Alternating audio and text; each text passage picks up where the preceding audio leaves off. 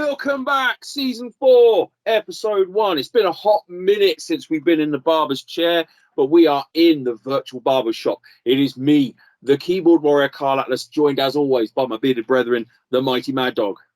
Looking fierce in his tank top there. Those of you that are watching on YouTube, make sure you hit that subscribe button for their notifications, all that jazz, all that wonderful stuff. We need the numbers. But yes, if you want to get a look at Mad Dog's beautiful visage, that's the way to do it. But if you're listening on your favorite podcast provider, thanks for joining us also. So yes, man, it's been like we've had a bit of an extended break. It's probably been like 2 weeks longer than we've had, about 6 weeks off, I think.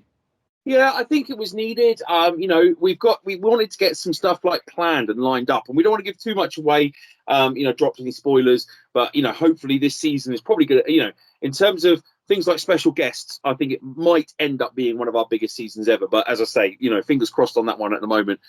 But yeah, man. So I think, it's just me and you in the shop today. It's nice just to hit the ground running with just me and you. We're going to catch up. We're going to catch our listeners up on our Fat2Fit journey. We're going to talk about the announcements, about things reopening soon. We're going to talk about our training regimen at the moment. We're going to talk about the big news coming out of the wrestling world with the WWE releases. And then we're going to probably round it off talking about the upcoming event, the big one, which is WWE's Money in the Bank. So we've got a little bit of a schedule to get through. So let's just dive right in, man. The Fat2Fit journey. So I feel like when we started this, if you go right back to season 1, when we started this Fat2Fit thing and the whole podcast journey, we were doing it alongside each other, but very much apart. And now it feels more like we are in it together. Like you are coming down and you're training with me most Sundays, and we're kind of keeping each other honest, like you say, like we're kind of messaging each other all the time, saying like, what you been up to today, bro? Been down the gym. I send you sweaty pictures from the gym of what I've been doing. So I feel like now we're really in tune of like, we know that the shows are coming back soon. We had that slight delay, didn't we? We should have had some shows to talk about by this point, but we had 25th of June we were meant to be back. Yeah, it's almost like a week, almost 2 weeks ago now. Actually, on recording this, it would have been 2 Fridays back. We should have been back. I think we should have had. I think we had 2 shows lined up. One that weekend and one the following weekend. One weekend just gone. Which was a blow, to the whole country, not just to us. Like we're broadcasting from the UK. Any listeners across the pond, just to keep you notified, we had a government announcement to say like we're going to have a 4-week delay on lifting restrictions just because of this new Delta variant. Just playing it cautious, getting more people vaccinated and all that sort of stuff. So we had that kind of announcement, and there was quite a few shows that contacted me and said like, I'm sorry, but them's the breaks, kid. But it was a 4-week delay. It wasn't like another national lockdown. It wasn't like a kind of an uncertain opening point. It was like July 19th, we're going to be reopening. And so we've got our first couple of shows booked and announcements and all that sort of stuff to make for you. But the Fat2Fit thing, so going back to that before we go too much off track, we've been in the gym. I go probably about 3 or 4 times a week religiously at the moment. And 4 of those, I'm in there on my own. And then, as I say, Mad Dog comes down and he's got his home gym. He's in the Mad Dog's gym, smashing out his home workouts. Diet's on track, things like that. We're trying to keep on pace with that. But yeah, man. How you finding? Because the gym's the new thing for you. Like I know you've done diets before. You've done various bits. Obviously, you train for wrestling, but having like the gym be like, for me it's easy. Well, I say easy, the gym's never easy for anyone, but I'm a bro, right? I'm a gym bro. I would do it. Like my back is wrecked and I'm still in there, right? So for me it's kind of easy. And it's easy for me to just kind of disregard how hard it can be. Like for me it's easy. I do it 4 or 5 days a week and an extra day Sunday, it's just mentality of it's not like I don't have to make myself do it, if that makes sense. Yeah, no. I just do it. I've got the Pure Gym app. right? And so it does record how many visits I've had. And I can't remember what I showed you. I think it was up to like 47 within the last 47 was Sunday, wasn't it? 47 within the last 3 months. It's more than that now at the time of recording this. It's probably closer to 50 in the last 3 months or so. And so for me, I think like in that 3 months, what I've basically done is I've embedded the routine. There are times when I try to hit the gym for a solid hour, maybe a little bit more, maybe a little bit less, depending on what's going on around it. But I try to hit those at certain points straight after work or after I've made sure the kids are in bed or whatever it is. And that's now embedded. That's a routine. And actually, it's a routine I relish. I look forward to it because I mean, I work hard. I like to think that for me, I work quite hard in the gym. I bust a sweat and I make sure I hit the machines that I want to hit. And I make sure that I'm putting the weight up to where I want it to be. You know, I don't go in there and take it easy. But at the same time, it's an hour of headphones on, block the world out. I'm there to push heavy things and pull heavy things. That's it. You know, and it's a solace for me. It's you know, it's you versus the situation right now, and you've got a direct and immediate effect on it. Cause and effect is immediate, right? Like, I'm gonna lift that 5 times, and then bam, you do it, right? You haven't got to wait 3 weeks. You haven't got to phone and order it from Amazon. You just walk in, put your headphones on, and you do it. Yeah, it doesn't matter. I've got this thing at the moment. Like, it doesn't matter if I feel like I'm not doing well at my job, or if I'm not doing well at home, or whatever it is that I feel like I might be not handling the situation as well as I could. None of that matters if I achieve one thing that day. It's that I can go in and I can push something heavy. That's doable. It's an achievable thing. I can go in. It doesn't matter if I'm failing at everything else. I can achieve pushing this heavy thing up away from me. And so I think that's massive for anyone's mental health, is that sense of something small and achievable. If I want to push this big heavy thing 5 times for 5 reps, if that's all I do, I've managed that. And so that's massive for me. Like, there's success in the joy of the gym. There's success in small things. There's success in small things, medium-sized things, and there's success in big things. So, for example, you've got success in that, like, it's quite a big thing. You've been going 3 or 4 times every single week for 3 months. That's a big goal. Doesn't feel like a big goal now because you've already done it. But at the start of the process, if you would set yourself the goal of going to the gym on average 4 times a week, every week for 12 weeks, that's a big goal. Pushing a weight 5 times on that night, that's a small goal. So it helps you. The gym really helps you to prioritize, to set goals. And hell, this Sunday just gone, you hit a PB. So even within all of that, you've got small kind of macro goals where you're like, well, I'm going to push that weight up. And last week I did 32s, and this week I did 34s, and next week I'm going to do 38s, you know? And they're little macro goals that you've got, even within those goals of I'm going to do 5, or I'm going to do 3, or I'm going to be here for 45 minutes. And that can really give you that sense of success. And if you can take that, though, you can apply it elsewhere. If you can take that thought of like, well, okay, how did I go to the gym 50 times? Well, I went 3 times a week over 12 weeks. Okay, well, you can extrapolate that out to other areas of your life. How do I save 50 quid? Well, I save £4 every... If I want to save £500 in 10 weeks, what have I got to do? I've got to save 45 quid every, you know, no, maths is terrible there. 50 quid a week for 10 weeks is 500 quid, right? But then it just teaches you that how do you eat an elephant? One bite at a time, because you can't swallow it whole, right? You've got to do it one bite at a time. And the gym is kind of like a lens on that mentality of how do you break things down into achievable goals and then set about achieving them. And that's what you're talking about, isn't it? When you actually set about achieving them, you then get that endorphin rush. You get a good feeling of, I said I was going to do something, and I fucking did it. Yeah. So like I said to you as well, like, you know, I'm at that stage now. Like, we spoke about it a little bit off camera the other day, didn't we, when we met up? And you said, you know, originally I said, I set myself October to October. I wanted a year to kind of get into a good shape, and that was an unrealistic target. But it was a mentality thing. It was like setting myself right. I'm going to give myself a year because that seems achievable. But that year was. Well, I remember you asked me. You said to me, "Do you think a year's long enough?" And I said to you, didn't I, with a smile? I said, "Well, probably not, but it's worth a go. And I said to you at the time, didn't I? Like, it's probably more like 18 months to 24 months. Oh Like, yeah, I did say at the time, but at the same but time, if for you that first crush year, yourself with that, you can yeah, crush yourself with that fact. yeah, that first year was more about, like I said, embedding the routine and embedding the mentality of I don't go, I go now because I enjoy it. I'm not going to, I'm not forcing myself. There's no, I look forward to it. So now that I've got that mentality, it's easier for me to get in there and go like, right, I'm in now. So what's my goal today? Yeah, yeah, yeah. And I'm starting to notice some body changes as well. Like it's taken me what 3 months, as I said, but I am now genuinely starting to notice just a little bit of size on the arms, a little bit of like if I tense my chest, like I can feel the pec underneath that layer of flab there.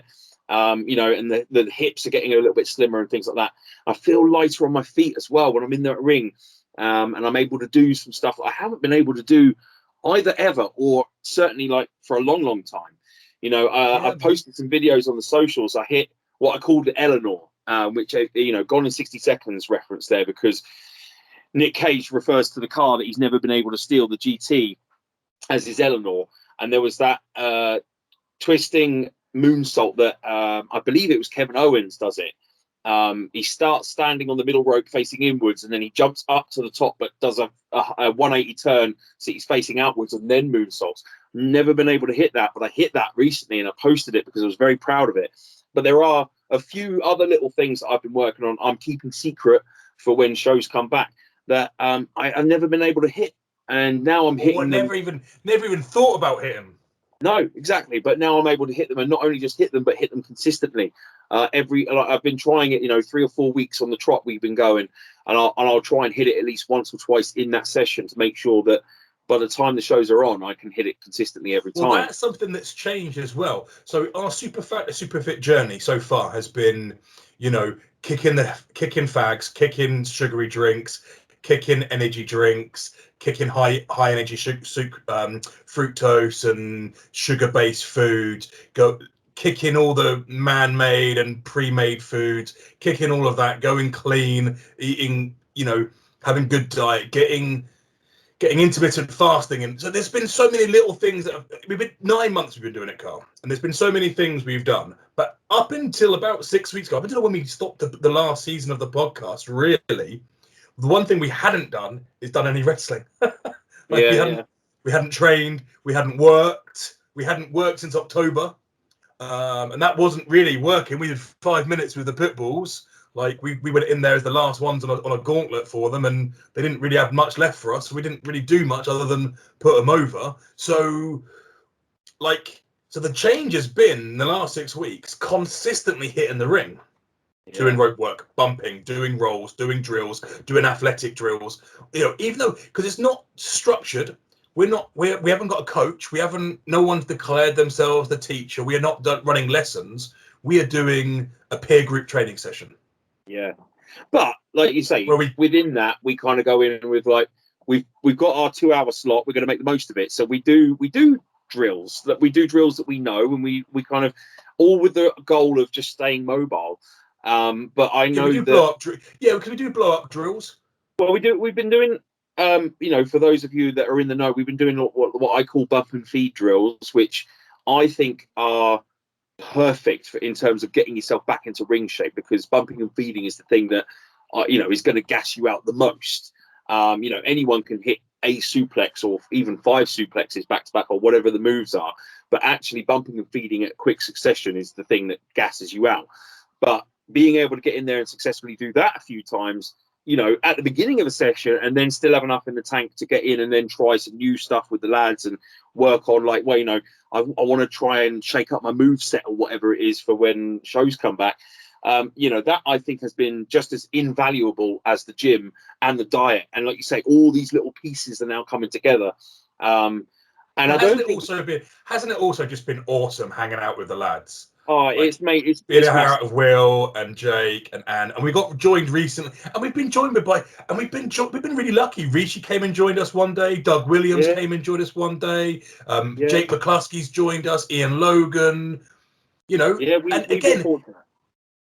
been lucky, and and people say to me, "Oh yeah, well, what have they taught you, or what have you been doing?" It's not, and I try to explain to people, it's not like that. We're just a bunch of guys that are just training, just getting some stuff in, rolling around, and everyone's in the same place. It doesn't matter if you're Doug or Jake or you or me. Everyone's in the same place. You're rusty. You haven't been in the ring for ages, and you just want to see where you're at. Where's your level? Can I bump? Can I get up? How much does it hurt? How much does it hurt?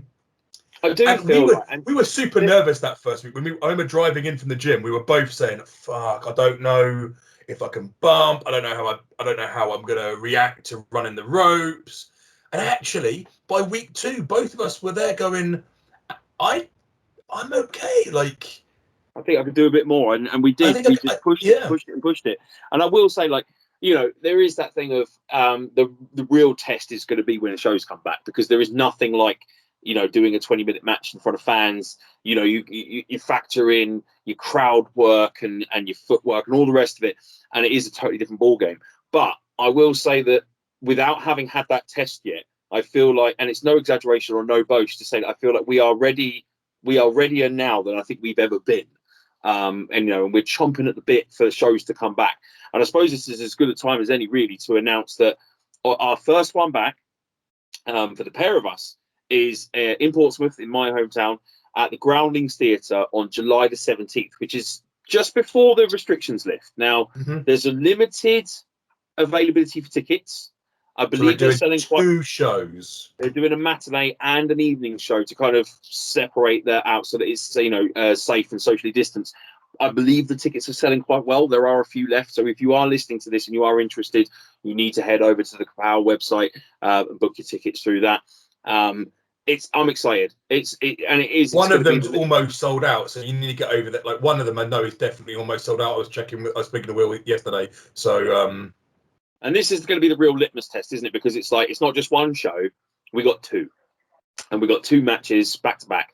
One of those. And Groundlings was the last Kapow outing as well. That Groundlings, like, karmically, we did Groundlings March last year. Just literally like, it's a great venue to come back to. Away before the lockdown. Yeah, it's a great venue to come back to, even with the limited capacity. It's got a lovely atmosphere. If you've not been, again, I can't recommend it highly enough. And obviously, I am biased. Myself and Mad Dog are going to be in action as the Beards. We did a promo video to announce that we're facing 2 of the best from the SWF. I think we are representing the Kapow brand versus 2. It's so good that you're bouncing around about it. Yeah, man. Just can't keep still. He's so excited. I'm excited. I'm also rocking because I've got a slight issue with my lower back at the moment. So staying mobile is helping. I've put the cushion against my back. I don't even think I did it wrestling or in the gym. It's just an old injury that's aggravated. I had to mention, because anyone watching this, you're not seasick. Like, he is actually rocking backwards and forwards, bless him. I'm just trying to keep it mobile a little bit. So July 17th, and then we've just had the announcement. This is quite topical and hot off the press, but Mr. Johnson came out a few hours ago, I believe, and kind of addressed the nation about the restrictions lifting on July the 19th. 2 days later. And he's saying it's a full lift. You know, no restrictions on anything. You know, masks are kind of going to be at your discretion. So that basically is the green light for the summer to be full on, and we know that that's it. It's coming home, and the Brits are leaving their houses. Like, is there? And it's going to be mid-July. Is there, like, basically it's gonna be like the Purge. Yeah, it's gonna be like the Purge in some council estates. Honestly, like, I think I might just stay at home. Yeah. Honestly, I can't think. Like, the football's going well, and restrictions being lifted. I can't think of anything worse, if I'm honest. The only thing, the silver lining is we'll be able to go and hit those venues at full capacity. We're not going to have to take 200 people into 400 seaters. We'll be able to go in 400 and 300 seaters and pack them out. We're going to go into the small community venues that we do and pack them out. And I actually, you know, a good packed out community centre can be as much fun as, you know, as 400 people in a leisure centre. Often it's louder because you haven't got you're not filling the space as much, because you lose so much in the rafters in big venues. I've said it before loads of times. I think I have had some of my best matches in front of like smaller crowds in those venues, because I don't know, that it's one of those things, isn't it? Again, it's like, eat horses for courses, and every wrestler's different, but I think the pressure's off, so you kind of just enjoy the moment a little bit more, don't you? And you don't overthink your matches. You just get in there and you have fun. And so I mean, I'm looking forward to both scenarios. There's a distance with the crowd that I find often discomforting in the big venues as well. Like sometimes when we do the leisure centre venues, and you're so far away from the front row, like it's great for jump out and do brawling and stuff, because you've got all the safety in the world and you can wander around freely and even do spectacular moves and dives. But if you're 10 foot, and sometimes you're even further away, sometimes they've got bleachers and they've set you up over far to the left. I'm thinking back to like Riverside or something, where they have the bleachers out on one side, but the rings are by the entrance where you come in, and you've got like 30, 40 feet on one side, and you've got 10 foot on the other side, and nothing on the entrance side.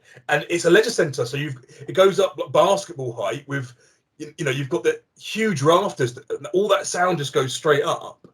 And sometimes when that push that you get, you more than me, right? Because you're a high flyer and you like to do mental stuff off the second and top, right?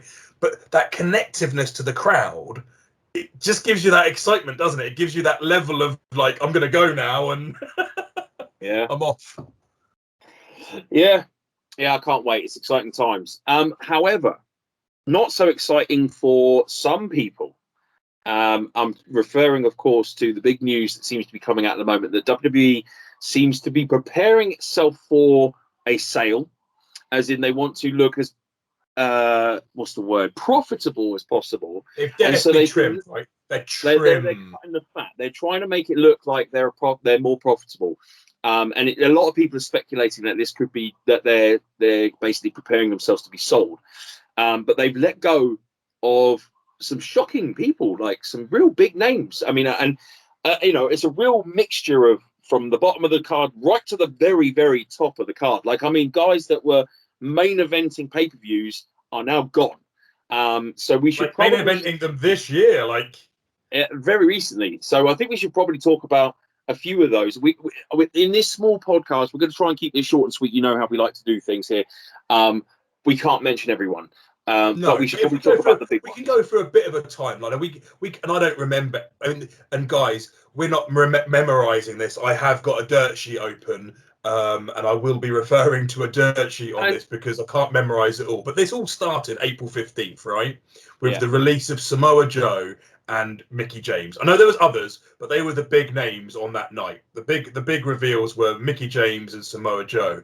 And I think that they're two worth pointing out and talking about, just because at the time both you and me both said, Samoa Joe, like, what's that all about? I remember being at the Quality Wrestling Academy and talking about it with you and the rest of the boys and saying, well, basically he was getting paid a wrestler's wage to do commentating, which commentators generally don't make as much as the workers, but they were using him as a commentator because he was injured, but they were paying him that wrestler's wage. And they were making good use of him while he was on the bench. But from a financial standpoint, it makes sense to can the guy, get rid of his contract. And we know for a fact that they've re-signed him now to NXT to take over the William Regal role, with designs on possibly returning to the ring when he's healthy. But you've got to assume that they've signed him to a contract that is significantly less than what he was on.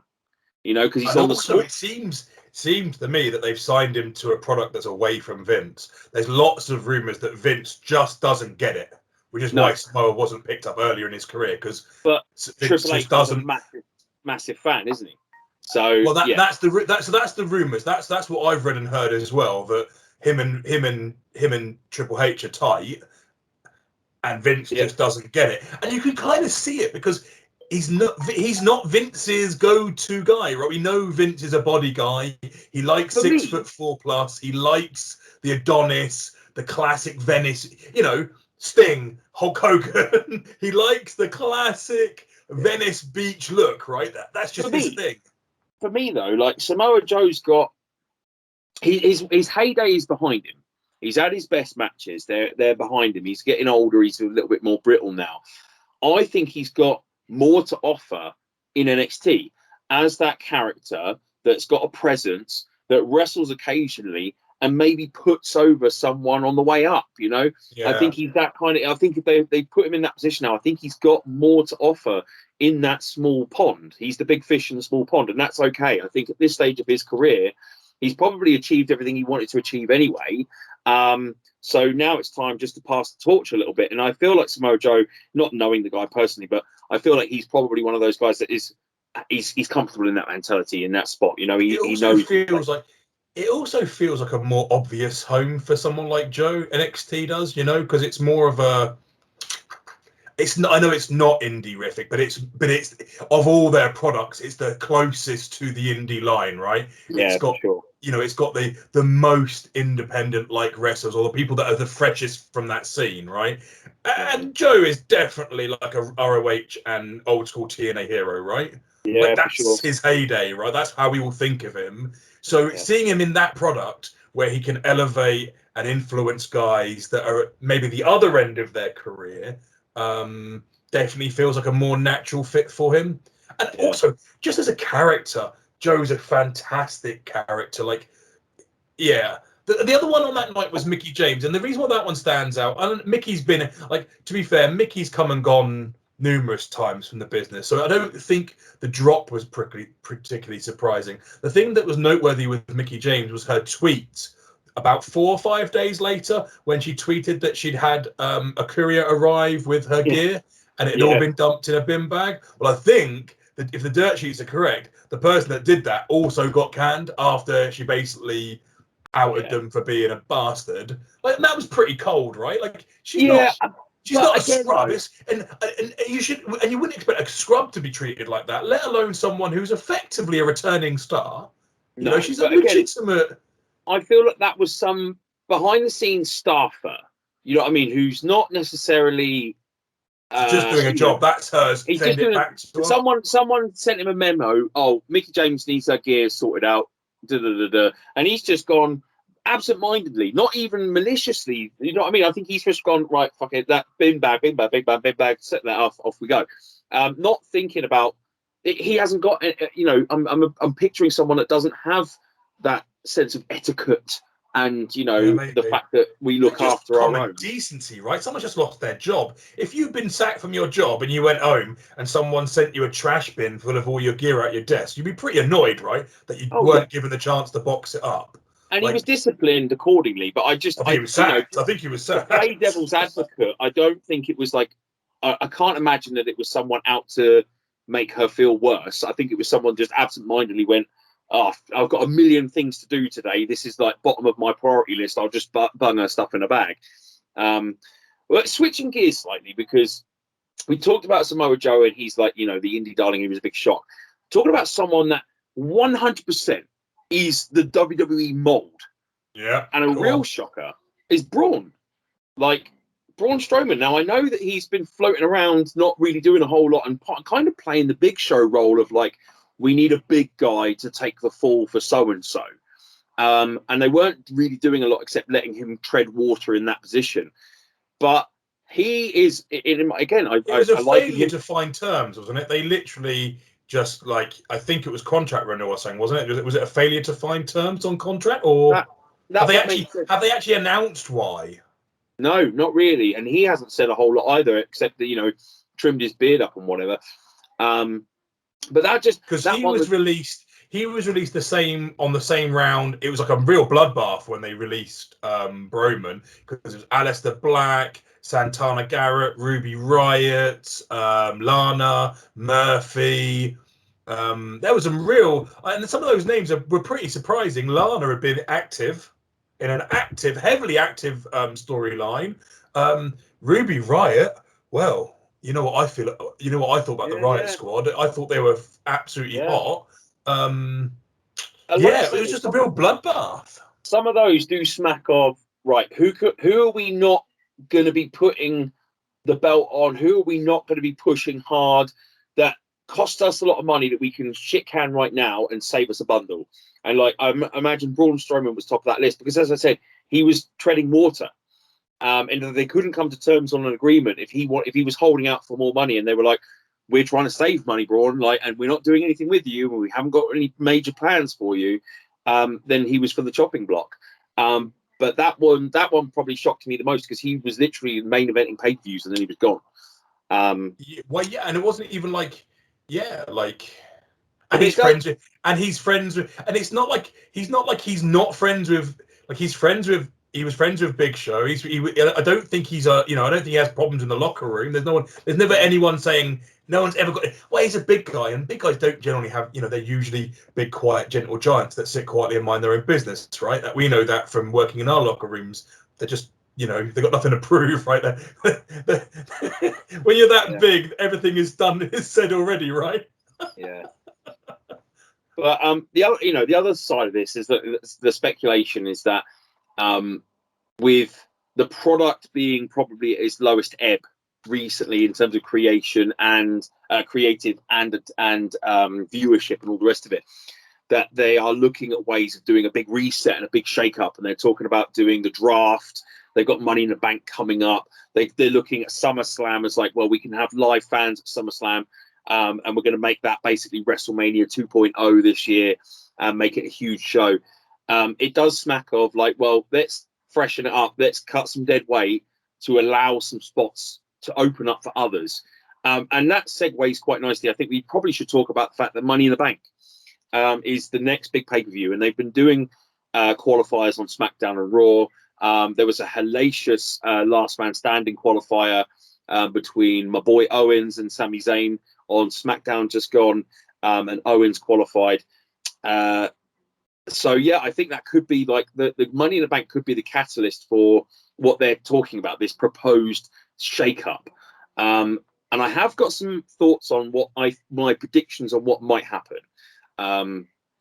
So they've announced Bobby Lashley defending against Kofi Kingston, which lovely to see Kofi back in that spot.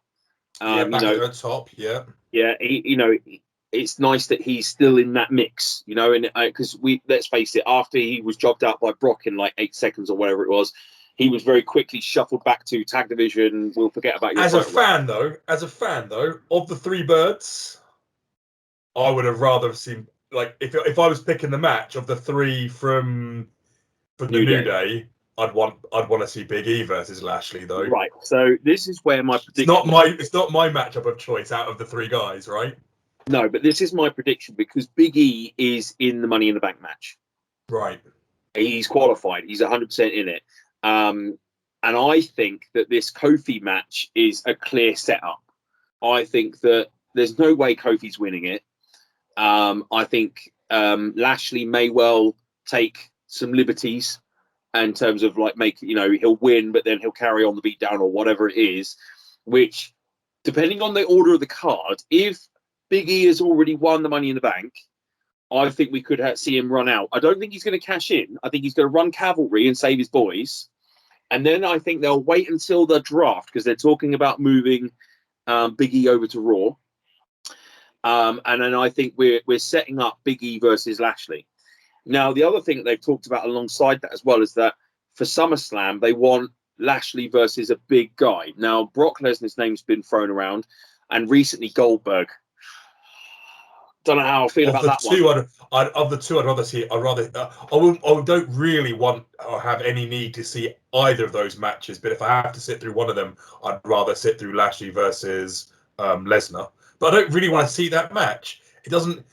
They'll because the problem is that they'd have to try to bill it like something more than it is, because they're both competent and accomplished MMA fighters. Yeah, so they wouldn't be able to resist. They wouldn't be able to resist the temptation to do some sort of fucking terrible gimmicky angle on it, that it was about the hardest man standing, even though it's going to be a worked match.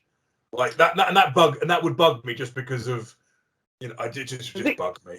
I think if you go down the line, I mean, my preference is the same as yours. I would like to see Brock versus Lashley, because that's a match that it does make sense to me. I think Goldberg is possibly The plan result B. would be more interesting, right? You got two great, big, athletically, genetically freaky guys. Whereas Goldberg, bless him, doesn't really fit that mold. Really. I know he's a big lad, and I know but he doesn't really fit. He's not from the same casted mold as Lashley and Lesnar. And in terms of what I would like to see, I mean, again, in my predictions, Goldberg is not going to give you a marathon match, whereas Brock probably could. Because what I think, in my prediction would be, if Definitely you end give up you with more than 3 minutes. Yeah, if you get Lashley and Brock, you're going to have a hard-hitting 15-minute smash mouth match where they both look great, and then both of them are worn down enough that Big E could cash in, and that would set up nicely. And if you're going for the hard reset and the big shake-up at SummerSlam, putting the belt on Big E, it's a nice way to get it off Lashley. He's just had a fucking beatdown from Brock. You know, he's had a hard-hitting match with Brock. He doesn't look weak in defeat there. And but you Big E still gets a big win. they can feud off that as well. You only beat me because I've just taken a patent from Lesnar. Exactly. Let's go again. And, exactly. Elsewhere on the card. Interesting. Yeah, absolutely. Elsewhere on the card, there's the women's Money in the Bank match. I can't remember the girls that are in that at the moment. You've got Bianca Belair versus Bayley. The match you want. You've got the match that you want. What's that? Edge and Reigns. Yes, Edge and Reigns. You called for that 2 months ago, and makes perfect sense. Again, I don't think there's any doubt that the conclusion is Reigns winning that, though. But it should be a good match. Because I believe there's nice jeopardy there because Daniel Bryan's not in the way. Yeah. So there's that jeopardy. You've got that nice jeopardy of Edge can be like, well, I almost had you, but Bryan got him. You know, Daniel Bryan got in the way. So that even though that's probably not a legitimate stake, and we don't believe it, it's got a little bit of truth to it. So we can get behind it a little bit. I think it'll be a great match, but I don't think there's any real jeopardy because obviously the big rumor is that they are looking at Cena versus Reigns for SummerSlam. Cena's, it's almost a foregone conclusion at this point that he will be back for SummerSlam. Really? Is he going to be in ring shape? Because have you seen his footage of him in his most recent movies? He is like, he's shrunk. Yeah, man. Well, yeah, but Cena's a workhorse. I don't think it'd take much for him to bulk up and put on the weight. He's going to be doing a limited run. He'll probably do a few appearances in the run up to SummerSlam, do the business at SummerSlam and then walk away again. Because when Rock comes back, he's going to look amazing. You look at people like Rock and Batista, they've gone away and they look absolutely fucking massive. And Cena looks great, by the way. I'm not having a go. He looks great. He's just a third smaller than he was before. He looks amazing. I'm not sure. His hair looks like a wig, but I don't know if it is a wig or not. But his hair looks like a piece, man. It just looks fucking. I don't know. But it makes perfect sense. I mean, it's another big money match for Reigns. Again, they're still gesturing that they would like to do Reigns versus Rock, whether it's at this year's Mania or next year's Mania. Who knows at this point? But yeah. Again, I'm always excited to kind of see what they're going to do, but then am I ever excited enough to actually buy the pay-per-views or check them out or stay up late? Very rarely. I mean, SummerSlam is looking like it might be the first one I actually stay up late for and watch live in a long, long time because they are billing it as WrestleMania 2.0. You don't think that Drew might pick up Money in the Bank? He's in it. No, I don't. I think if they're going for this shake-up, he can sit pretty for a while, and be slotted into that picture after they've brought some new guys up. At this point, if you go back to Drew, you're not changing anything. You're not shaking the formula up. You're not freshening the title picture up. You're just taking a guy who's already in that position and bringing him back. So yeah. But it is what they tend to do, though. Yeah, but as I said, if they're posturing that they want to do this big hard reset, you can't whistle Dixie on that. You can't then go, well, we're just going to go back to the tried and true. We're going to put it back on Drew. I don't know. It doesn't work for me. I've got a feeling it's Big E's time. Money in the Bank is the 19th, isn't it? Yeah. Yeah, that's the same weekend as the Groundlings. That's exactly it. So it's on the Sunday, and we're resting on the Friday at no, we're not. We're resting on Saturday, aren't we? Yes, we're resting on the Saturday, July the 17th, and then the next night is Money in the Bank. So yeah, 19th, because it's you want a hot weekend of wrestling, you need to come down live to check us out at the Groundlings on the 17th. Hit up kapowwrestling.co.uk for the tickets, and then check out Money in the Bank, and maybe join us, and we'll react to both of those things on the episode that follows that on this podcast. Mad Dog, we should probably. It seems like a nice place to kind of wrap it up for this session. Yeah, short and sweet this week, but yeah. Yeah, man. Well, what we'll do, we'll get this one out. We'll let people know that we're back, and then we will start getting on our socials. So again, hit us up, Atlas, Mad Dog, the Beards, and our individual Facebook pages. And we will start making announcements as and when we get some guests. Yeah, and if you've stuck with us to the end, like you have, like, thank you for hanging out to the end. It's only 40 minutes, so but still, thank you very much for joining us here at the end. Please subscribe. I know it feels like nothing, but if you can literally just take that 2 seconds to click that button below, help us push our subscriptions up. We're going to be trying to push it up to 100, and then even we want 1,000 subscribers on here. So we really need your support. If you're listening to this, please hit that subscribe button. And like Carl said, you can find us on Facebook. You can find Carl on YouTube as well, where he does like comedy takes on his own matches and other people's matches. Yeah, and obviously, if you're listening to this, if you're listening to the podcast, thank you very much for joining us again. If you're listening to us over the other side of the pond in America, hello, welcome back to season 4. Thanks for joining and coming back to us. Yeah, Carl, you want to close it up, mate? Well, there's only one way to close it up.